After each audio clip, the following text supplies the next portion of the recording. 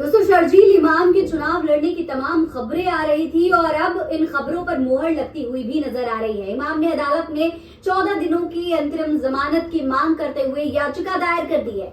शर्जील इमाम किशनगंज जिले के बहादुरगंज निर्वाचन क्षेत्र से निर्दलीय उम्मीदवार के रूप में बिहार चुनाव लड़ना चाहते हैं।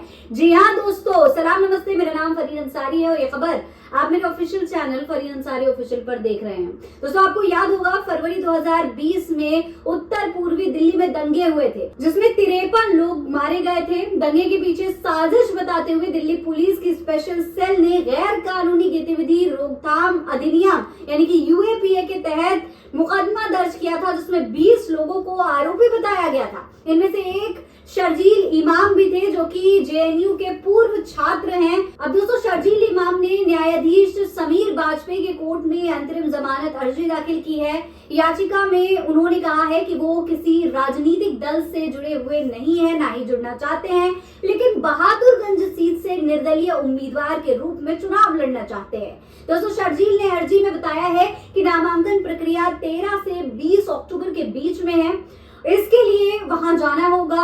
उन्होंने 15 से 29 अक्टूबर तक के लिए ये अंतरिम जमानत मांगी है। सबसे बड़ी बात यह है दोस्तों कि शर्जील ने अर्जी में दिल्ली के पूर्व मुख्यमंत्री अरविंद केजरीवाल का नाम भी लिया है। जी हाँ, आपको याद होगा अरविंद केजरीवाल को भी चुनाव प्रचार के लिए सुप्रीम कोर्ट से जमानत दी गई थी और इसी का उदाहरण अब शर्जील इमाम भी दे रहे हैं कि भाई अगर अरविंद केजरीवाल को अनुमति मिल सकती है तो हमें भी मिल सकती है।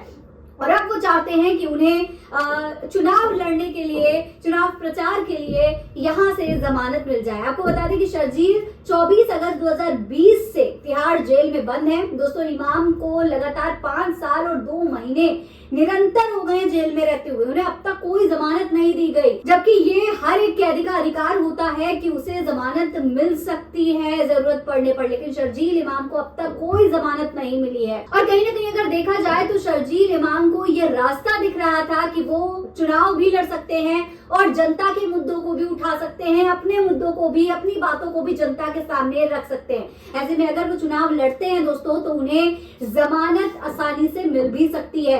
हालांकि अब कुछ लोगों का रोना धोना शुरू हो गया है, शर्जील क्यों चुनाव लड़ रहे हैं, शर्जील ने जनता के लिए क्या किया, वो क्या कर पाएंगे, इस तरीके की तमाम बातें लोग कह रहे हैं। ये भी कहा जा रहा है कि शर्जील वोट बांटेंगे। लेकिन बड़ी बात यह है कि ये कदम न सिर्फ कानूनी बल्कि राजनीतिक दृष्टि से भी बहुत बड़ा मैसेज दे रहा है। देखिए, शर्जील ने अदालत से 15 से 29 अक्टूबर तक जमानत मांगी है ताकि वो नामांकन और प्रचार कर सके। 11 नवंबर को बहादुरगंज में मतदान होना है। विश्लेषक इसे अल्पसंख्यक राजनीति में नई वैचारिक धारा की शुरुआत मान रहे हैं। देखिए, शर्जील की जमानत की याचिकाएं पहले भी कई बार खारिज हो चुकी हैं। दिल्ली हाई कोर्ट ने उनके भाषण को सांप्रदायिक रूप से भड़काऊ बताते हुए कहा था कि ये अभिव्यक्ति की स्वतंत्रता नहीं हो सकती। अब ये चुनावी वजह का हवाला देकर अदालत के सामने एक नया तर्क लेकर आए हैं, जनता के बीच जाकर अपने विचार रखने का अधिकार। ये कानूनी और राजनीतिक दोनों मोर्चों पर दोस्तों एक जोखिम भरा दांव है, लेकिन शर्जील इसमें कहीं ना कहीं कामयाब हो सकते हैं अगर सही तरीके से, सही प्लानिंग के साथ काम करें। तो इस पूरे मामले पर आप क्या कहेंगे, कमेंट बॉक्स में लिखकर हमें जरूर बताइएगा। जय हिंद, जय भारत।